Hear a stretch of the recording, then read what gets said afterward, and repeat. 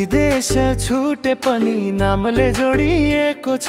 रजिया मुनाको माया समयले नै रोकेको छ। सन्देश रचमा साउदी झरेको राज, 8 वर्ष परदेशमा जिन्दगी आजै आज। घाममा पोलिएको दिन तिम्रो सम्झनाले बल्ने रात, घन्टोको पसिनाले मेट्दैन यमुनाको घाट।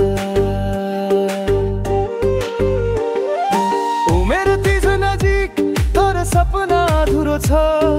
घर त बन्दै गयो तर मन तिम्रो बिना सुन्नै छ।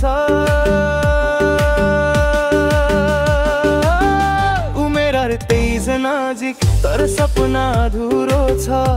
घर त बन्दै गयो तर मन तिम्रो बिना सुन्नै छ। उमेर 23 नजिक तर सपना अधुरो छ। घर त बन्दै गयो तर मन तिम्रो बिना सुन्नै छ। स्वर त गेले आउन सक्दैन रे, टाढा रहे पनि सम्झनाले बिर्सन दिन्न। दूरी 1000 भए पनि मनको गाँठो खुल्दैन।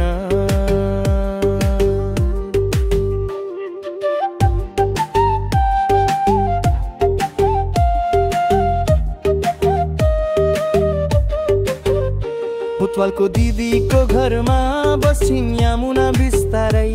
काम कुराले व्यस्त भए पनि मन रहे तिम्रोमै बारै बारै। परिवारको हेरेको नजर कसैले नबुझ्ने कुरा, तर मन्दिरको कसमले तिमी मायालाई बनायो पुरा। चाबेली कि यमुना तरो मन बलियो छ। फोनको आवाज जीवनकै सबभन्दा नजिकको छ। बुटवलको आकाश मुनि सौदीको कतै उज्यालो मुनि, नाम राज यमुना नै तर भेट किन हुँदैन भनी। राको घरमा रिस यमुनाको दिदी भाइको छलफल, गल्ती भो दिदी भनेर दुवैले झुकाएर गर्यो समाधान हल। जात धर्मले रोक्न खोजे समाजले कुरा उचाल्यो, तर राज यमुनाको माया अन्त्यमा साँचो ठहरियो। दुवै बहुन भए पनि सम्झाउन सजिलो थिएन, तर प्रेम ठुलो रहेछ साबित नै भयो हल्ला थिएन।